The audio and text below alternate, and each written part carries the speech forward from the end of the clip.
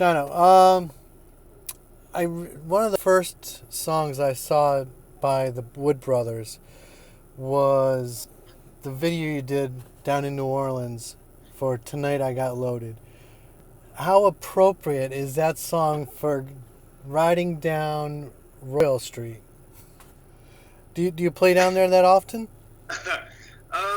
Surprisingly, we don't play often enough down there. I don't know why that is, but we don't. I think I need to bring you down there. I need an excuse to get back down there. Please. It seems like there's been so many collaborations of the Wood Brothers with other guest appearances on stage and in the studio. Why does everybody want to hang out with the Wood Brothers? I don't know. I guess we're one of those bands that musicians tend to like. I was one of those musicians who really liked the Wood Brothers before I was in the Wood Brothers. But I was a big fan. I saw some interview where Oliver or Chris had said that they asked you to join them because you already knew so many of their songs. Oh, well, I don't think they knew that I knew any of the songs actually before they met me, but I had gotten a chance to talk to Oliver one time, and I don't know, we just chatted for a while, and then they were looking for a drummer to be the drummer because they expand their thing, and I think right at that same time, I got a chance to hang with Oliver for a little while, and he got to hear me play, and then a whole bunch of other people around them just happened to recommend me. My name was floating out there at the right time. So. And you play multiple instruments, and you seem to be well respected when I was looking over your discography. How about the symbiotic relationship? How is it working with two brothers who have known each other their whole lives, and you're kind of coming in just very recently? Well, it doesn't feel weird at all anymore. It's been a good 8 years, but at the beginning, what I'll say was weird about it was, an eye-opening, was that when we went to sing harmonies, they just have a thing together that it doesn't have anything to do with pitch or phrasing or intonation. It's a little beyond that. They can kind of sing anything together, and it just it's got a blend to it. Yeah. And that was interesting for me at first to fit into that. It was kind of like I felt like I had to just jump in the river, and when I would jump in the river, suddenly everything would be magical. But I really had to enter their river, their kind of flow with that. And that was actually the biggest surprise, was how easy singing together was, because they hired us as a drummer. Yeah. And then I got to the first rehearsal, and we just started singing, and that actually worked out great. That was like a real easy connection there. It's hard to tell that there was that little bit of struggle at the beginning, because you seem to flow so well with them right now. I think it was an internal struggle. It's not like we ever struggled as a band with it. It was just if I thought about nailing a pitch or all the things that I did with other people beforehand, that could no longer be my focus, and that's a lovely thing. It's just all about feel. So it's and they can do this magic thing. They could sing completely off pitch and it still sounds in tune. They can sing a harmony that way. It's true. And it's just a feel thing.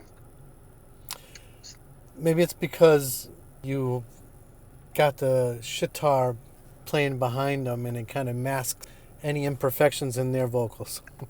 That's right. It adds a nice sheen of shit over everything. I love. Do you like to invent? Do you get bored easily and Like to invent things? Oh, I can't take credit for the shuitar, really. No? I've embellished on it. But my friend Matt Glassmeyer is an amazing musician and inventor of so many things, and he built one of those. It's probably 20 years ago now. So. It's cool. It's definitely cool. I think everybody should go to the show just to see that. Well, not something you see every day. No. So you've collaborated with Glassmeyer too. I've seen Rick's Glassmeyer in your discography. Oh yeah. Yep. Yeah, we played for many years and lived together in Brooklyn, and before that went to school in Miami together. Yeah, we've done a lot of stuff together. That was a record we just made, he and I. Oh, cool. On a 4-track. Nice. The Wood Brothers' latest release is One Drop of Truth. I love the lyrics. I don't listen to lyrics often, but I love listening to lyrics of One Drop of Truth as well as Happiness Jones. There's so much truth in like in Happiness Jones, it kind of debates the notion that our society is addicted to happiness and that we're all striving to be happy when sometimes you just got to go through life's ups and downs. And as the song notes, I never learned a thing being happy. Is that something you can relate to? Yeah, I hope everyone can relate to that.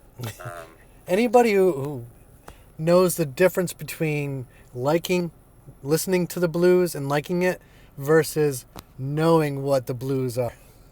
Right. Yeah, and where does happiness and joy really come out of, and how much of that do you get from searching real hard for it rather than just letting life come at you? Yeah. You actually miss it because you never know where it. Exactly. It's always in a different place each time. So it's kind of gotta get out of your own way there as a human. It's like being on the ocean in a tiny raft, and sometimes you get splashed with the waves and you don't see them coming, or That's right. Just go with the flow, I guess. Yeah. There's some good Buddhist stories about that, about how you get smacked down and then you're by the wave and you're chasing the ocean floor, and then the next time the wave comes, it knocks you down again and you're eating the sand at the bottom of the ocean.